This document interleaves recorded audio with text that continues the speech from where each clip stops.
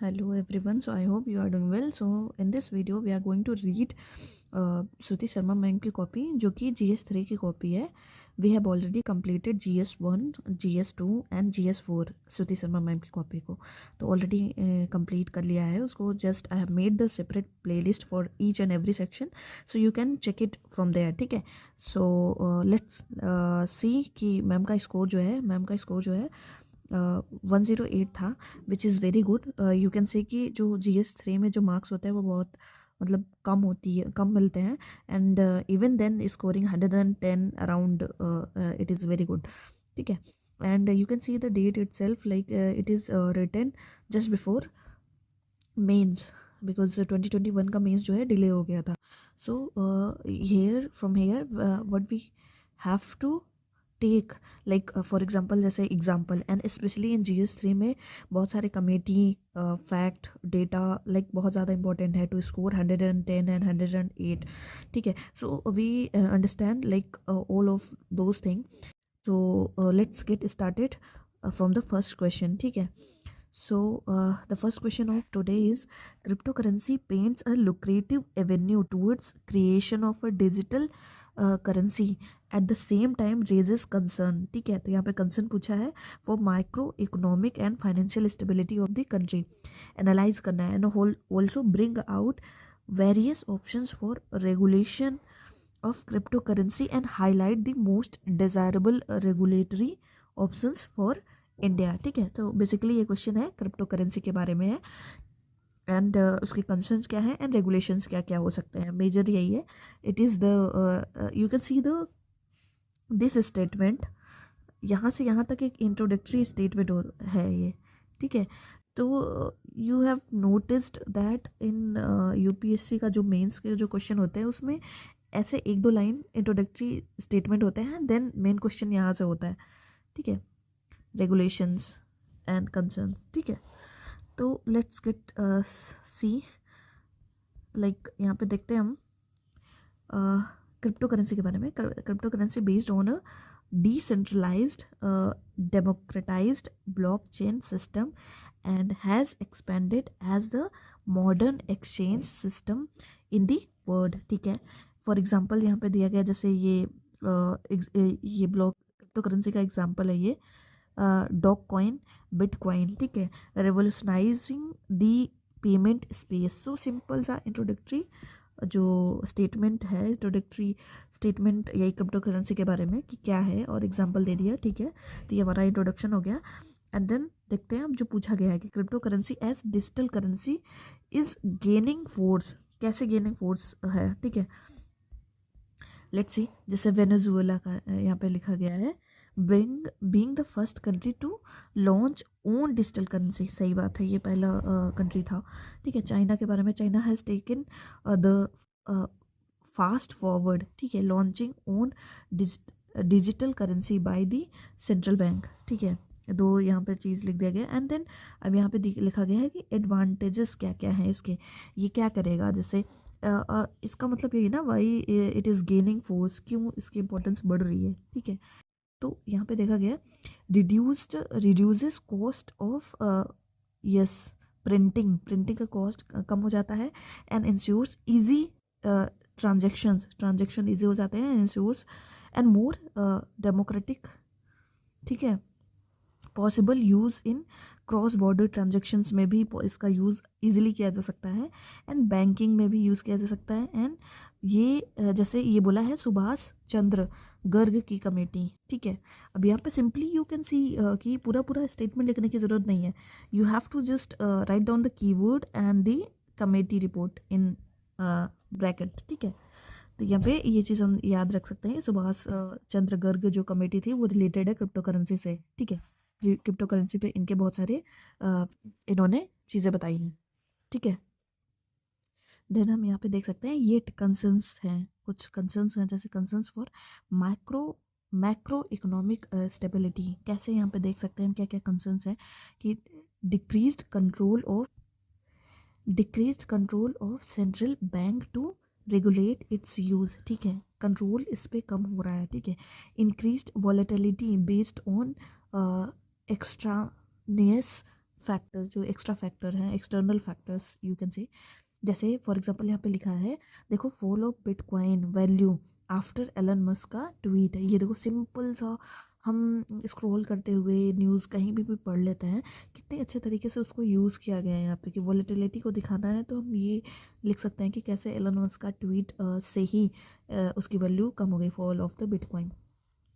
Then wrongful use by nefarious element, उसका wrongful use हो सकता है जैसे यूज़ ऑन डार्क नेट, ठीक है, डार्क नेट पे यूज़ करना for drug and other smuggling वगैरह कर सकते हैं, ठीक है। Will decrease central banks ability to control monetary supply, ठीक है। तो ये हमारा कुछ कंसर्न हो गया। देखो यहाँ पे 4 पॉइंट प्रॉपरली लिखा गया है कि 1 to 4, एंड यहाँ पे एडवांटेजेस ये हो गया, कंसर्न। एंड नेक्स्ट है हमारा अब क्या, यहाँ पे है ऑप्टिमम, ये क्या है, रेगुलेशन के लिए है, ठीक है। ऑप्शंस फॉर रेगुलेशन, क्या क्या ऑप्शंस अवेलेबल हैं रेगुलेशन के लिए। जैसे यहाँ पे पहला तो ये है कंप्लीट बैन, ये किसने बोला है, सुभाष चंद्र गर्ग की जो कमेटी, उन्होंने बोला है कंप्लीट बैन करो इसको। जैसे नॉट जो कि प्रैक्टिकल नहीं है, सुप्रीम कोर्ट ने ये चीज़ बोला है, ठीक है। तो यू कैन जस्ट सिंपली की या सी, यहाँ पे देखो जस्ट कीवर्ड लिखा गया है और उसके साथ कमेटी, यहाँ पे भी कीवर्ड एंड कमेटी, ठीक है। कोई फालतू का it is to an wall पूरा पूरा सेंटेंसेस नहीं लिखा गया, ठीक है। नेक्स्ट यहाँ पे launching of central bank currency, ठीक है, जैसे रिसेंट क्रिप्टो करेंसी बिल यहाँ पे चल रहा था, ठीक है। यहाँ पे complete non interference in working, जैसे यहाँ पे है करंट सिनेरियो जो चल रहा है, कोई भी इंटरफेरेंस नहीं है ये। अब यहाँ पे देखो light torch regulation, sorry light touch regulation है, TOUCH, हाँ यस, लाइट टच रेगुलेशन है। इससे क्या है कि ensuring control in certain areas to protect national security and maintaining financial variables. So अब ये चीज़ 4 पॉइंट यहाँ पे बता दिया गया है कि क्या क्या ऑप्शंस हैं, 4 पॉइंट बताया गया, कंसर्न क्या है, एंड 4 से 5 पॉइंट यहाँ पे एडवांटेजेस बता दिया गया है, एंड क्रिप्टो करेंसी के बारे में बेसिक इंट्रोडक्शन हो गया है। तो यू कैन सी कि जो सारे पार्ट है उसको एड्रेस कर दिया गया है। एंड नेक्स्ट यहाँ पे है conclusion, this is the way to go with possible launch of control bank digital currency, ठीक है। तो ये सिंपल सा कंक्लूजन। देन नेक्स्ट क्वेश्चन हम देखते हैं यहाँ पे कि China+1 strategy has opened up new vistas of opportunity for the nation to integrate into global value chain, create new manufacturing job. In this context, identifying the inhibiting factors suggest strategies to leverage global quest for supply chain resilience to emerge as a global export hub, ठीक है। Next अब देखते हैं यहाँ पे ये China+1 strategy के बारे में बोला गया है कि चाइना प्लस कैसे जो है, चाइना प्लस, यहाँ पे देखो China+1 रणनीति ने राष्ट्र के लिए वैश्विक मूल्य श्रृंखलाओं में एकीकृत होने और नई विनिर्माण नौकरियां पैदा करने के अवसरों के नए रास्ते खोल दिए हैं।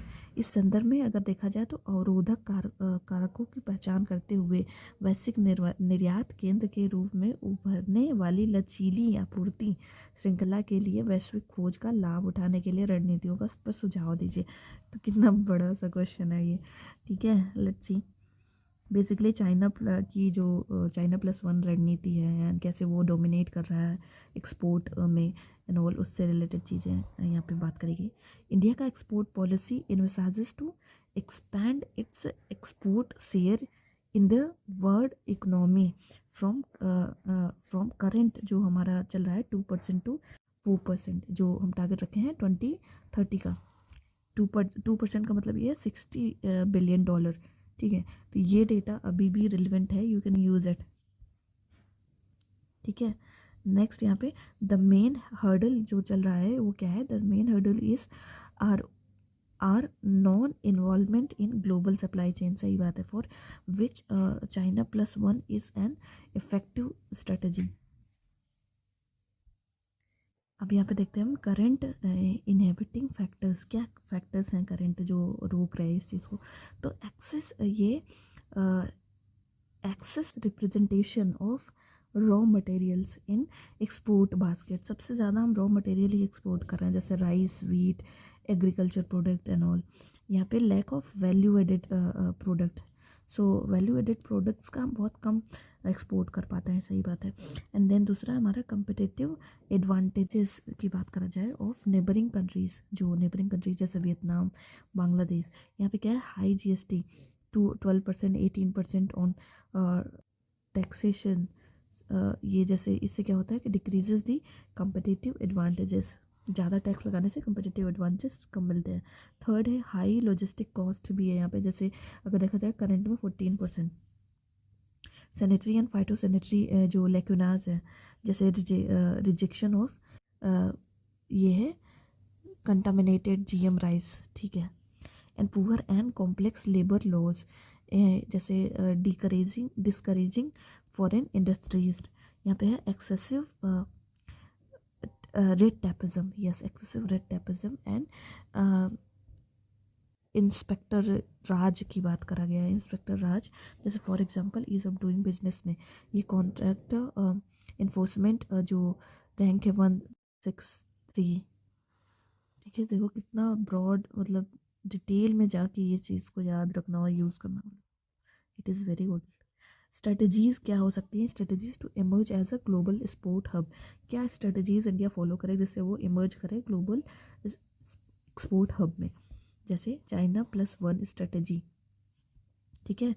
China+1 स्ट्रेटजी जो है ये to collaborate with China to boost export, ठीक है, सही बात है। जैसे China+India, जैसे चाइना की APIs हैं, इंडिया में मेडिसिन है, दोनों मिलके क्या ये pharmacy in the world, pharmacy sector में अच्छा कर सकते हैं, ठीक है। And then bypassing China like achieve self sufficiency, जैसे फॉर एग्जांपल जापान का सप्लाई चेन रिजिलियंट जो इनिशिएटिव है उसको हम फॉलो कर सकते हैं। देन आत्मनिर्भर भारत की बात करा जाए तो यहाँ पे है development of PLI schemes like for textile, automobile, food export and ये एक्स्ट्रा ये चीज़ है। एंड देन डेवलपमेंट ऑफ ये क्या है, ब्रांड इंडिया, जैसे जो इंडिया का जो ब्रांड है उसको प्रमोट करो, ठीक है। फॉर एग्जांपल जैसे हैंडीक्राफ्ट प्रोडक्ट्स पे, तो ये हमारा 4 पॉइंट ये हो गया कि स्ट्रेटजीज क्या हो सकती हैं, ये है। Then wide spread and expensive export policy can achieve aim of 5 trillion, जो इकोनॉमी का हमारा टारगेट है उसको, ये सिंपल सा कंक्लूजन है। नेक्स्ट देखते हैं हम यहाँ पे, next question is why has there been no significant reform in agriculture sector के बारे में in the past few decade, ठीक है। क्यों सिग्निफिकेंट रिफॉर्म नहीं हुआ है, ठीक है। Even when a broad consensus exist, ठीक है, that farming is becoming non remunerative and unsustainable. तो let's see the recent farm law जो हुआ है उस टाइम पे जो चल रहा था, has again thrown light on the agrarian sector that provide 50% of employment and 20% of GDP, ठीक है। ये हमारा इंट्रोडक्शन हो गया। एंड देन स्ट्रक्चरल रिफॉर्म की बात करा जाए, structural reform are the need of the hour to enhance productivity, reduce reduce disguised unemployment and modernize the sectors of global competition, ठीक है। And then broad consensus about non remuneration, अब यहाँ पे क्या है, रेगुलर फॉर्म लोन्स वेवर दिया जाता है, सही बात है। एंड इंक्रीजिंग फार्मर सुसाइड भी बढ़ रहा है, जैसे ये बोला गया था, एक डेटा है 28 जो है एवरी डे ये डेथ्स होती है suicide. And then small and marginal farmer बहुत ज़्यादा है, ये 86% ऑफ दी फार्मर्स का, इतना तो स्मॉल एंड मार्जिनल फार्मर है, इवन बढ़ चुका है। अभी मैंने लेटेस्ट डेटा पढ़ा था कि around 89 point something, you can से कि अराउंड 90% जो है वो हमारा स्मॉल एंड मार्जिनल फार्मर है। तो यू कैन से कि ये भी एक चैलेंज है। So yet many hurdles remain, कौन कौन से हर्डल्स रिमेन है, लैक ऑफ पॉलिटिकल विल, सही बात है, in interest of populist policies, जैसे more helpful to encourage from loan waiver, सही बात है। एंड ये है लॉबिंग बाय सर्टेन ये क्या लिखा यार, farmer groups, okay, certain prosperous farmer groups who benefit from current regime. सही बात है, लॉबिंग किया जाता है कुछ प्रॉस्परस फार्मर द्वारा। जैसे फॉर एग्जांपल एमएसपी रिजीम के बारे में है कि फार्मर जो है, फार्मर्स 60% वेल्दी फार्मर्स, ठीक है। Lack of consensus building and stakeholder consensus and discussions to devise a reform acceptable to all. Lack of state voice, detailed data for evidence based policy making, ठीक है, सही बात है। Federal nature of agriculture subject, जैसे different needs हैं and demands of different state. fear among farmers of corporate capture कर ले, ठीक है। रिफॉर्म्स ऑफ जैसे लैंड टिल्टिंग ये एंड मॉडल APMC एक्ट जो है एंड मॉडल ये contract farming act have been introduced which need to be taken a step forward by collaborating with all stakeholder to double farmers income। ये जो double ये farmer का जो income double करने का जो ये था बोला गया था, ये अशोक दलवाई कमेटी ने बोला था, ठीक है। नेक्स्ट देखते हैं आप। Next question is food processing sector. Although like GS3 के क्वेश्चन अगर देखा जाए तो एग्रीकल्चर के and disaster management, internal security के सिंपल होते हैं, ठीक है। Food processing until unless you will see कि कोई जागन्स या फिर स्टैटिक क्वेश्चन हो इकोनॉमी का, ठीक है। नहीं तो मेजर जो करंट डेवलपमेंट है उसी से आते हैं question. Food processing sector can be the key to bridging the gap between food sufficiency and nutrition deficiency in the country। examine, let's see the food ये भी directly mention है ये topic, ठीक है। जिस तरीके the food processing in India is restricted to only 10% of the food produce, ठीक है, सही बात है। Food processing in India is restricted to only 10% of the food produce, सही बात है। फूड प्रोसेसिंग करते ही नहीं है with much higher rate in Canada and USA like around 40% market है यहाँ पे। तो यू विल सी कि ये क्या चीज़ें हैं। Next, it can act as the bridge between food sufficiency and nutrition deficiency. कैसे? Let's see. Adequate food sufficiency it's seen in the country, जैसे यहाँ पे है 130 मिलियन टन ऑफ फूड जो है produced in 2019-20 and we are a major exporter of agricultural raw material, सही बात है। जैसे बासमती राइस एंड वीट, ये सब जो है हम रॉ मटेरियल ज़्यादा एक्सपोर्ट करते हैं रादर देन ये food processed food. This leads to क्या होता है, लो वैल्यू एडेड एक्सपोर्ट, सही बात है, and decrease in price for farmer due to glut in market. जैसे यहाँ पे है ये क्या है, cobweb effect of pulses production in 1718। Then है फूड वेस्टेजेस भी देखा जाता है, जैसे फाओ की रिपोर्ट है 40% of food grains produced plus ये वेस्ट हो जाता है। This excess food production can be use to tackle nutrition deficiency. जैसे ये स्टंटिंग हमारा रेट चल रहा है 35%, ये नेशनल फैमिली हेल्थ सर्वे की रिपोर्ट है 5 की। वैल्यू एडेड प्रोडक्ट्स की बात करा जाए तो अब कैसे, लेट्स सी, देखते हैं यहाँ पे कि ये जैम का मैन्युफैक्चरिंग करा जा सकता है यूनिट ऑफ ये जैसे स्ट्रॉबेरी, ऑरेंज एट्सेट्रा, ये गिविंग नेसेसरी विटामिन वगैरह, ठीक है। वैल्यू एडेड प्रोडक्ट्स होते हैं ये जैम, जैसे फॉर एग्जांपल लिखा गया जैम को। देन फोर्टिफिकेशन ऑफ फूड मतलब जैसे फॉर एग्जांपल फोर्टिफाइड राइस, ठीक है। एंड विथ इससे क्या होगा, with iron and folic acid, B12 and all, इसकी डिफिशियंसी कम करी जा सकती है। Then encouraging diversification of agriculture कैसे, जैसे millet based healthy healthy snacks है ये, ठीक है। ये चिप्स है कोई, okra chips, ragi ragi puffs of improve nutrition, ये भी इम्प्रूव करता है।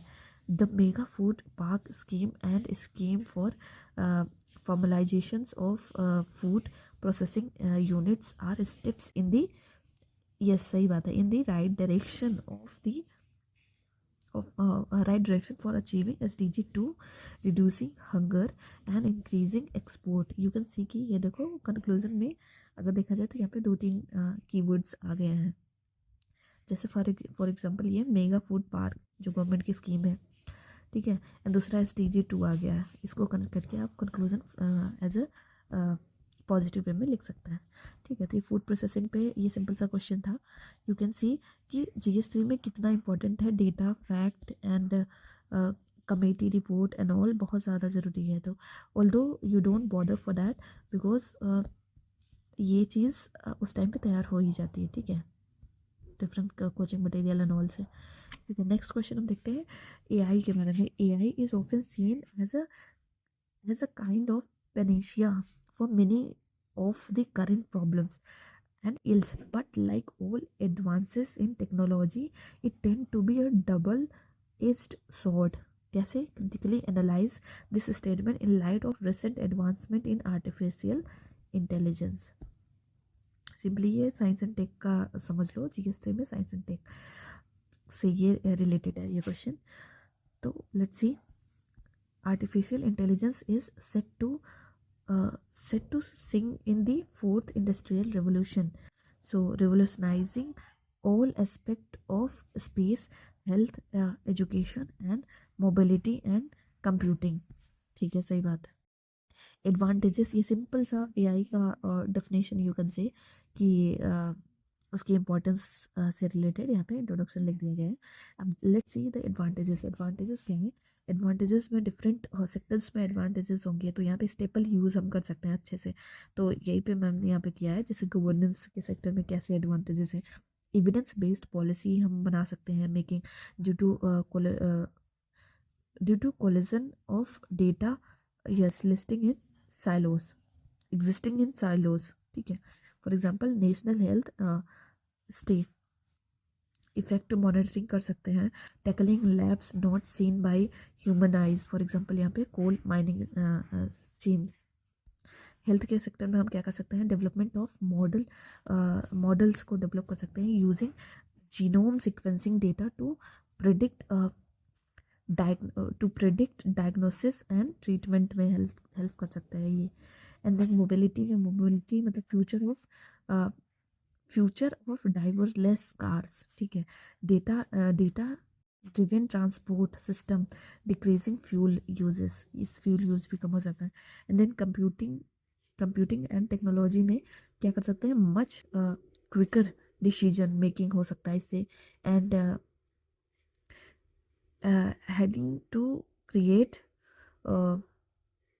Solutions for age old problems को सॉल्व करने के लिए यूज़ किया जा सकता है। यू कैन सी कि 4 पॉइंट्स यहाँ पे लिखा गया है कि इसके एडवांटेजेस क्या है। And then yet it is a double edge sword for its nature and depend upon how it is utilized. Let's see, ethnicity, ethicality and problems like in control करने में इसको प्रॉब्लम है, जैसे black box problem of AI, the mechanism of covering to a solution is not always tackable, leading to major regulatory issues। सही बात है। Biases होते हैं, जैसे यहाँ पे है creep in due to real life में, जैसे यहाँ पे क्या है, लंदन पुलिस डेटा का एक है जिसमें ये बोला गया कि रेशियल बायस देखा जाता है, हाईली रेशियल बायसेस हाईलाइट किया गया था इसमें। प्राइवेसी कंसर्न, जैसे use of facial recognition to, yes ये चीज़ है प्रोटेस्टर वगैरह के लिए, ठीक है, फेशियल रिकग्निशन एंड ऑल।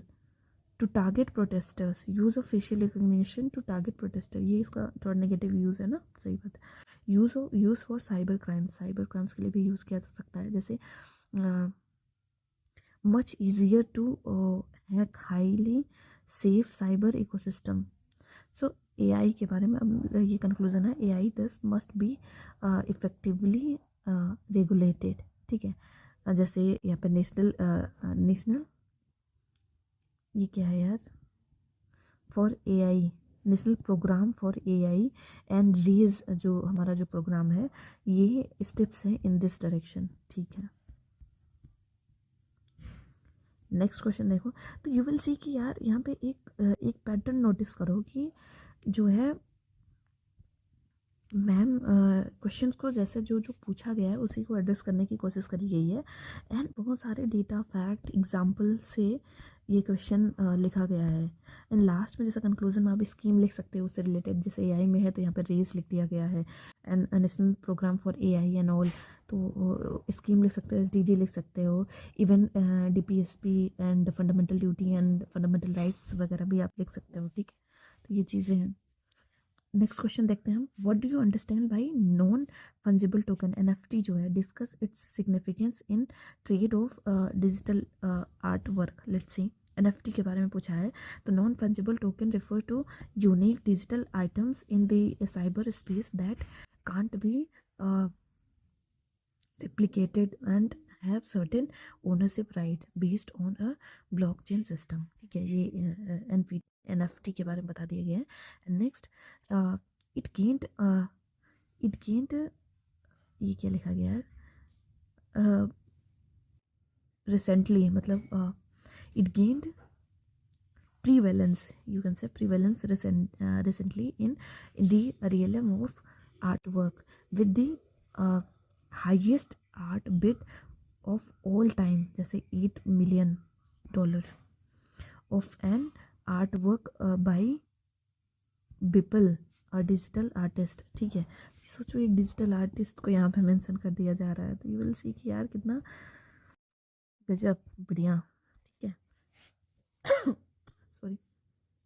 सो यहाँ पे है सिग्निफिकेंस की बात करा जाए, तो अब सिग्निफिकेंस क्या है, significance in digital art trade, क्या सिग्निफिकेंस है इसका, growing importance especially in pandemic में, सही बात है, due to increased screen time of people around the world, ठीक है। तो ये क्वेश्चन था हमारा वही एनएफटी के बारे में, तो उसका देखो ये सिग्निफिकेंस बताया गया। Then growth of digital art with newer format and shift from papers and brush based art to growth of graphic designery, so यहाँ पे आर्ट को कनेक्ट किया गया है एनएफटी से। Then unique nature of NFTs like ensures authenticity of artwork are maintained as based on blockchain based ladder system, जैसे problem of takes in real world art can be tackled as a modern form of asset in the metaverse or virtual reality world emerging, ठीक है। जैसे art work why NFT can also be displayed in digital world with greater ease. NFT is thus yet another artifact in the cyber ecosystem with emergence of blockchain, cryptocurrency and metaverse that has now extended to the traditional art world as well, ठीक है। ये simple सा question था, इसको अब कुछ questions ऐसे मिलेंगे जो आपको मतलब उस पर उतना ज़्यादा अच्छा कंटेंट नहीं होगा, बट इवन दो कि आपको वो लिखना है अपने कॉमन सेंस से, जो भी आपको चीज़ें पता है उससे आप लिख सकते हैं, तो ये भी चीज़ें हैं, ठीक है। नेक्स्ट क्वेश्चन देखते हैं हम यहाँ पे कि examine the reason for the rising trend in the incidences and wide spread occurrence of landslip in hill terrain, ठीक है, of the country, highlighting national disaster management authority guideline on landslide hazard management suggest way to mitigate impact of landslip. तो ये question है हमारा disaster management से, ठीक है। Let's see, as per Geological Survey of India, 12.6% of India का जो terrain है इज़ प्रोन टू लैंडस्लाइड। तो विद द हिमालयाज, जो हिमालय का बेल्ट है and western Ghat being two prominent areas, ठीक है। तो ये हमारा ये डेटा रिलेवेंट है, you can use it in your answers as well, ठीक है। लेट्स सी, यहाँ पे देखो डायग्राम कितने अच्छे से बनाया गया है यहाँ पे कि कौन कौन से एरिया प्रोन है लैंडस्लाइड के। यहाँ पे हिमालयन रीजन है। अब इसके बारे में यहीं पे डिस्क्रिप्शन से लिख दिया गया है कि क्यों है ऐसा। जैसे यहाँ पे टेक्टोनिक कन्वर्जेंस होता है एरिया में, जैसे टेक्टोनिकली एक्टिव है ये वाला रीजन। एंड यहाँ पे है बैरन रॉक्स हैं, लेस ट्रीज हैं, ट्री कवर कम है एंड लेस सॉयल है। यहाँ पे क्या है, increased contraction activity, construction activities यहाँ पे इंक्रीज हो रही है। जैसे रोड्स वगैरह ज़्यादा बन रही है, ठीक है। चार धाम यात्रा एंड ऑल। यहाँ पे देखो अनसस्टेनेबल टूरिज्म भी यहाँ पे प्रमोट किया जा रहा है, जैसे केदारनाथ, बद्रीनाथ। यहाँ पे क्या हो रहा है कि कंस्ट्रक्शन ऑफ डैम्स भी बन रहे हैं, जैसे ये क्या है, तपोवा हाइड्रो इलेक्ट्रिक प्लांट। तो यहाँ पे इस वाले रीजन के बारे में यहीं पे डिस्क्रिप्शन लिख दिया गया है। एंड देन यहाँ पे देखते हैं हम, यहाँ पे सेकंड वेस्टर्न घाट से रिलेटेड क्या है, हैवी रेनफॉल यहाँ पे होता है। क्या कारण है कि यहाँ पे लैंडस्लाइड ज़्यादा होती है? तो यू कैन सी कि कारण जो रीज़न है वो डिफरेंट है फ्रॉम लाइक हिमालयन रीजन में आपको डिफरेंट रीजन्स मिलेंगे और यहाँ पे दूसरा रीजन मिलेगा, ठीक है। क्योंकि यहाँ पे रेनफॉल बहुत ज़्यादा होता है, ठीक है। तो और यहाँ पे क्या होता है कि ये कस्तूरी रंगन जो कमेटी थी उन्होंने बोला था कि इंक्रीज इंक्रोचमेंट एंड हाउसिंग की वजह से यहाँ पे और ज़्यादा डिजास्टर वगैरह बन गया है। यहाँ पे डिजास्टर वगैरह बहुत ज़्यादा आने लगे, ठीक है। न्यू डेवलपमेंट प्रोजेक्ट्स की बात करा जाए, जैसे यहाँ पे केरला में ये सस्टेनेबल ट्रेन प्रोजेक्ट, सॉरी ये सिल्वर लाइन ट्रेन प्रोजेक्ट चलाया जा रहा, तो न्यू डेवलपमेंट हो रही है उससे भी यहाँ पे ये रीज़न प्रोन हो गया डिजास्टर्स के लिए, ठीक है। तो यहाँ पे देखो ये हमारा इंट्रोडक्शन हो गया सिंपल सा। ये डेटा अभी भी रेलिवेंट है, you can use it. And यहाँ पे ये रीजंस भी बता दिया है कहाँ कहाँ कौन कौन सा रीजन ये प्रोन है लैंडस्लाइड के लिए एंड उसके क्या क्या रीजन है। जैसे हिमालयन रीजन में डिफरेंट रीजन है उसके, एंड वेस्टर्न घाट में डिफरेंट रीजन है। नेक्स्ट क्वेश्चन देखते हैं। अब एनडीए में की गाइडलाइन है लैंडस्लाइड हैजार्ड मैनेजमेंट पे। तो यू कैन सी कि यार जब भी ऐसा क्वेश्चन हो ना, इवन तो आपको एग्जैक्ट चीज़ें नहीं पता है एनडीएमए में, बट जो भी आप जानते हो, जो भी आप सोचते हो, समझ सकते हो कि जो फिट हो सकता है, just write down those thing, ठीक है, under the headline of under the sub heading of NDMA guideline, ठीक है। तो ये चीज़ें करी जा सकती हैं। जैसे यहाँ पे है prevention and mitigation. Let's see, creation of landslide mapping and hazard location वगैरह को मैप करो, ठीक है।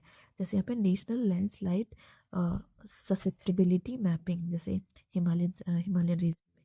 तो यू कैन सी कि ये सिंपल सी चीज़ है जो हमें पता होती है, ठीक है, कि क्या मैपिंग करा जाना चाहिए, ठीक है। लोकेशन को मैप करो, देन लिमिटेड एक्सेसिव कंस्ट्रक्शन करो। और इसी चीज़ को सोचो कि ये जो रीज़न है उसी को कन्वर्ट कर दो, ठीक है।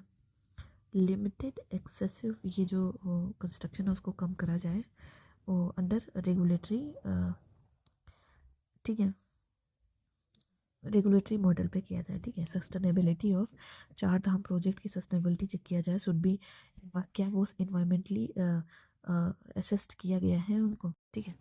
सो इन्वॉल्वमेंट ऑफ लोकल कम्युनिटीज़ को इन्वॉल्व करो, ठीक है। टेपिंग लोकल नॉलेज को यूज़ किया जा सकता है यहाँ पे। हाइड्रोसिस्मेटिसिटी रिलेटेड मेजर्स, जैसे यहाँ पे है दीपक चोपड़ा। अब ये देखो कमेटी रिपोर्ट है। अब तक हमने कई सारी कमेटी के बारे में पढ़ा, जैसे अशोक दलवाई कमेटी हमने पढ़ा था, कस्तूरी रंगन कमेटी पढ़ा। अब यहाँ पे हम देख सकते हैं कि दीपक चोपड़ा कमेटी, इन्होंने ये चीज़ बोली है कि 23-24 में proposed dam in Himalayas should be halted, ठीक है।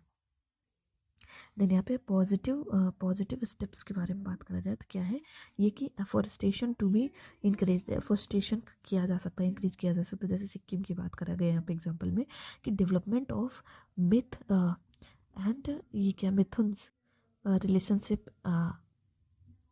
ट्रू है। यहाँ पे है 10 प्रिवेंशन बेटर देन क्योर। क्योंकि यहाँ पे देखो मैम स्पेस नहीं बचा था और टाइम भी नहीं होता है उतना, तो मैम ने जस्ट यहाँ पे कंक्लूजन को स्किप कर दिया गया, जस्ट यही लिखा गया है कि प्रिवेंशन बेटर देन क्योर। तो ये होगा किसी किसी क्वेश्चन में, सो कोई बात नहीं। नेक्स्ट क्वेश्चन देखते हैं यहाँ पे, critically evaluate the proposed change in forest conservation act. ठीक है, 1980, ये करंट अफेयर से रिलेटेड है, उस टाइम पे ये चल रहा होगा। ठीक है, 1980, keeping in mind right of local population and developmental need of the country. ठीक है, let's see the forest conservation जो एक्ट है 1980 का, was introduced to protect the lungs of the earth to be sacrificed at the altar of development. ठीक है, ये देखो introduction में सिंपल सा लिख दिया गया है। And then the recent 14 proposed amendment, you can see कि मैम को इतना भी पता है कि कितने प्रपोज्ड अमेंडमेंट है। 14 proposed amendment have radically changed key provisions of the act. कैसे? Full relaxation to businesses. ठीक है, लाइक जैसे zoos, safaris and mining and other non forest use on forest land. ठीक है, ट्रीट ये क्या लिखा गया है,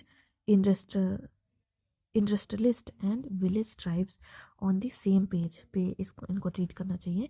and for procuring approval of land use for non forest use. Next देख सकते हैं हम यहाँ पे, सीक्स टू प्रोवाइड, ये क्या लिखा है, D function of forest provide, okay, based on, जैसे गोदावर्मन जो ये केस चल रहा था, सही बात है, Godavarman versus union of India case 1995 का। डिक्रीजिंग ऑफ, यहाँ पे देखो एक केस भी हमें मिल गया Godavarman, decreasing of imprisonment for forest offenses from 1 year to 15 days, ये भी प्रपोज किया गया था।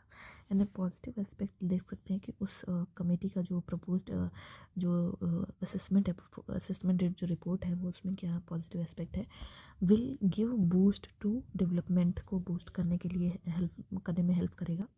And positive externalities of which will flow down to the tribal groups. ठीक है, increased protection for core forest region को प्रोटेक्ट करने में हेल्प करेगा। एंड इंक्रीजिंग फॉरेस्ट टूरिज्म को बढ़ाने में हेल्प करेगा। Enhancing awareness among new generations, for example development of jungle safari.